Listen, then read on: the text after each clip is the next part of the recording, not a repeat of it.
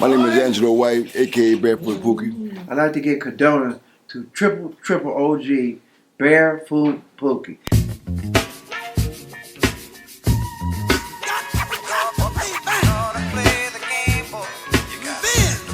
Hold up. Barefoot Pookie, the triple OG insane. One of the first founders of that West Side gang is the big pay bag. Hey, Barefoot Pookie, the triple OG insane. One of the first founders of that West Side gang is a big pay bag. Hey, gangsta gutter mentality, better known as the general. If you're talking about gripping, boy, he stand at the pinnacle. Crip multiplication, spread across the nation. Had love for Tuck and William, used to ride for Raymond. Sit back and hit the weed, you in the presence of G's. Got wise and now it hurt to see a black man bleed. Better known for banging, boy, that man was dangerous. Barefooted at the Rio, showed them things he slanging. Shot the iron, had to do some time, stuck to the code. Wicked business, never snitching, it's the life that we chose. Even though he did the dirt, the streets still show him love. OG, it kept it real in politics with the blood. Barefoot Pookie, the triple OG insane. One of the first founders of that West Side gang is the big pay bag. Hey, Barefoot Pookie, the triple OG insane. One of the first founders of that West Side gang is the big pay bag. Man, this is the 70s. Ain't nobody walking around barefooted in the 70s with tailor-made suits and brims. Y'all know how Pookie is. He got to have his brim. But I was hearing about it. But I never met him, you know. And then I got the chance later in life, because Barefoot Pookie was the real deal. Let's get this straight. He was the real deal. Ain't no fake about him, you know. So Mac came in with the ideals to do like the legends, you know what I mean? That cats like around me and Barefoot Pookie that's still living, that could tell the story. Hey, I like to give props to Mac because he made all this happen. He got a house full of legends up in there. Back in the days, we would have never been together. A couple of them guys up in there, I would have killed them niggas back in the days, right? But it's a new day now. We, like I was saying earlier, we as black folks need to quit killing each other over some colors. You know, understand what I'm talking about? Mac do a show. Everybody in LA, all you niggas out there got a ton of money. Everybody should support this brother because he's doing some historical stuff. This ain't never happened in the history of LA. But Mac is making this happen. And when he do his show, I don't care if you got $1, send that dollar to him. You know what I mean? Send something to him because all this equipment, that stuff costs money. He's doing it for free for us. Giving our history. And for the younger generation. Okay. Jimmy Lavender. That was Jimmy. When you come out here, Jimmy Lavender, I'll give him props to Mac. You give props to Mac? Okay, now back in the days, now Jimmy Lavender, I would beat your ass. No, I would have shot his ass, right? You be Kenney. I had to. I got babies, man. No, but back in the day. I had babies there. No. You I don't worry about babies, man. No, he was a leader of peddlers, bishops, and stuff like that. I would have bust on him. I mean, woo! I would have loved to bust on him, right? Get a reference. Too Pretty Kenney took off Jimmy Lavender. Yeah, I killed Jimmy Lavender. You know what I mean? This is what I do. This Too Pretty Kenney. You know, I put work in like that. They know. I used to go to the Pueblos, get off the bus, go on the project, take me a couple of leather coats before I go back to Compton. You know what I mean? He was telling me, "Oh, Ken, I owe you." He was doing like this. "I owe you. You got with some of my homies." My fist still hurt. Them niggas in the Pueblo got some hard heads, right? I get arthritis, right? You know what I mean? Don't hit no nigga in the Pueblos, because you be like me, you know? Jimmy, you got some time. I was talking about we need to patronize this brother. Hey, Cal, thanks, man, for making this happen, bringing all of us together. Got a lot of love and respect for this brother right here. I love him too, yeah. You know, we let things in the past stay in the past. Yeah. We make mockery, joke about things like that in the past, but in reality, we're trying to send a message to the youngsters that we need to stop this and no more of this stuff. You can see us today out here kicking it, having fun. Don't wait till you guys get to be 60 years old if you make it to do the same thing. Stop now. It's the best advice I can give you, man. So I don't know why Compton felt that they had a problem against the bishop. I have to address that, Cal.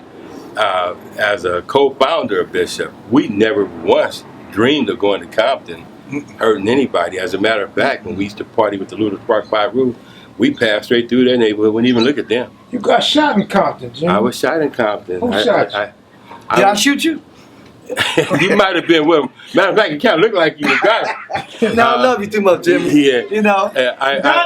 I was shot in Compton by the Giacomo, block. come here. They were feuding with the sir. with the Spooktown Crips. Two Crip gangs was fighting, and Come on, they took me for a guy from the Spooktown. I guess you reap what you sow, huh? And you got. I believe that. You reap what you sow. So you better start sowing some good seeds. You want to reap some good benefits. Exactly what I I've flipped been that script, start sowing good shit. Good things start to happen, you know. So I'm going to keep on doing the right thing.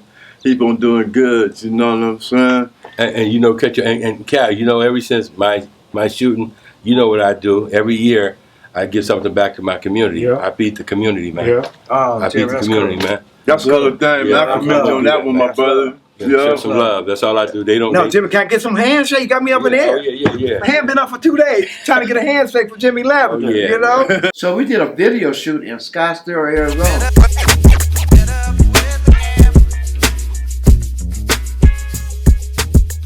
And this is my first time meeting Barefoot Pookie in person. First time meeting Jimmy Lavender in person. Giacomo was there, but I knew Giacomo when we was young teenagers. Because Giacomo's wife married my homegirl who grew up in my neighborhood. But to get back to Barefoot Pookie, okay, when I met him in person, like I mentioned before, he looked like player, pimp. The brother was sharp. He had a two-piece. He had some gaiters on. He had the brim on and stuff like that. His height, to me, I think Barefoot Pookie might have been 6'4" or 6'4.5". He was a tall brother, you know what I mean? And I give him that prop. So he stood up. Then I seen Barefoot Pookie with pictures with his shirt off. He was buff. I thought he was a skinny dude. No, Barefoot Pookie had some guns. I said, damn, but if you see him with his clothes on, you can't tell. You know what I mean? But he was buff. And you know, Barefoot Pookie kept himself in shape.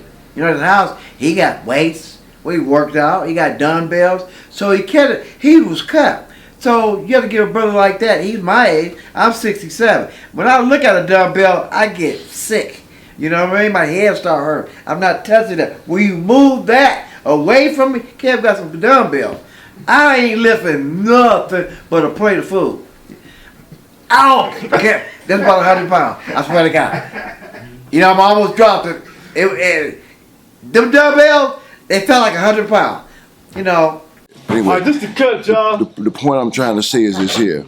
Is that we all came out of civil rights movement, where then it was said loud, black and I'm proud. Pookie was so cool. You know, he wasn't taking sides or nothing. He was laid back.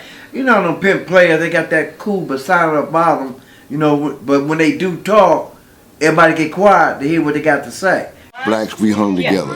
Yeah, you have to go back. Now for the lack of knowledge, you know, we're fading, you know, through ignorance. We're fighting, killing each other, along with the assessed people that helped kill us through the conspiracy of genocide, all the way back through slavery to 1619 to the day.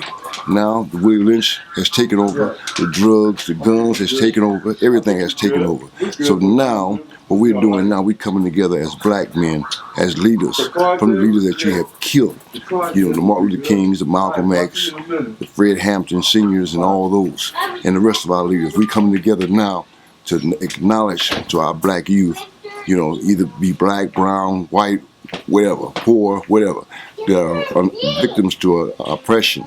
So we come together right now today, you know, to seek that we come together and give our youth knowledge and wisdom and understanding so we can go on further.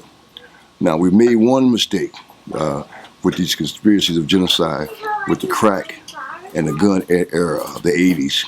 Now, these youth now, you know, are taking over. They're gang banging. We wasn't actually gang banging. We were actually taking care of our own neighborhood. Everybody knew Barefoot Pookie. He was everywhere, every set. You know what I mean? So he was an all-time living legend where before he just passed, you could have got so much information because Pookie was in everybody's set.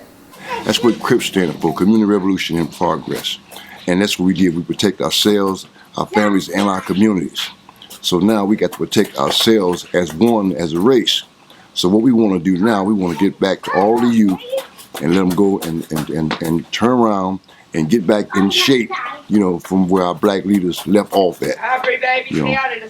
And I'm here with Bobby Louie. Yeah. Bobby Louie, did you start off protecting your community? Yeah, I guess you can say that. But I started off out of ignorance, I ain't gonna lie to you, you know. Just doing ignorance against power. Okay? That was my thing. I was a follower. Was you a bully? I was whatever they told me to do. They told me to do. Yeah, what's up, man? Well, we definitely started off protecting our community. But as the years went by, we got away from just protecting our community, and we became the aggressor. And as we spread it, we became more aggressive with more so-called enemies. So till today, we just in the dark, and we got to come out of it. And one thing I want you guys to know, Pookie had pull connections in the 30s, in the 60s, in the 90s, and the 100s, plus payback. Come on now.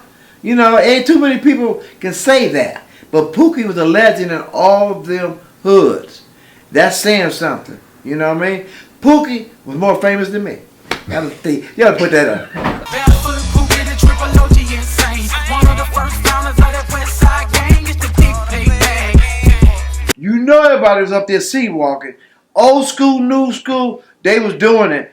You know, letting Barefoot Pookie go on like a champ. You know what I mean? When they first started sea walk, I'm from the old school. That skipping they do now, that's a whole different generation of sea walker. Hey, Barefoot Pookie, the triple OG insane. One of the first founders of that West Side gang. It's a big payback.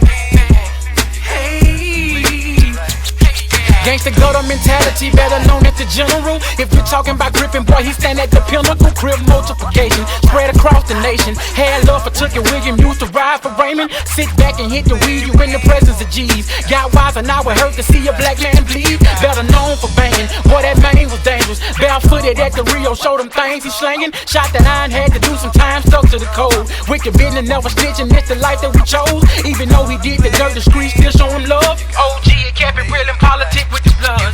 Barefoot Pookie, the triple OG insane. One of the first founders of that West Side gang. It's the big payback. That was our thing. That was our era. Me and Barefoot Pookie, Raymond Washington, Tookie. I was 67 going on 68. That's the era when we was teenagers. Going through the real show. Going to the Vermont. You know. That's the 70s era. Barefoot Pookie, the triple OG insane. One of the first founders of that West Side gang. It's a big payback.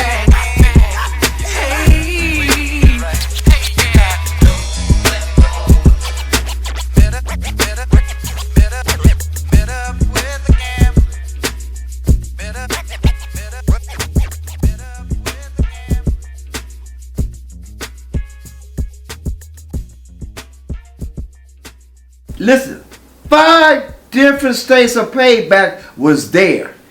That's showing love right there. 5 different states of payback. So I want to make sure you got it clear. I was getting calls from everybody, and then Cab Mack and Fitzgerald told me how everybody turned up and turned out. You know, giving Barefoot Pookie, you know, the respect that he deserved. You know, everybody was there, mostly that could attend there. You know what I mean? And thank everybody. Because Barefoot Pookie deserved that. Because he put a lot of work in on his legacy back in the days. I want to thank you guys for watching. Don't be afraid to leave a comment. Please click the like button. And if you're new to the channel, please subscribe. Be on the lookout as I break down 2 premieres. 1, the legacy of Barefoot Pookie, and 2, my friendship with Pookie and how we became friends.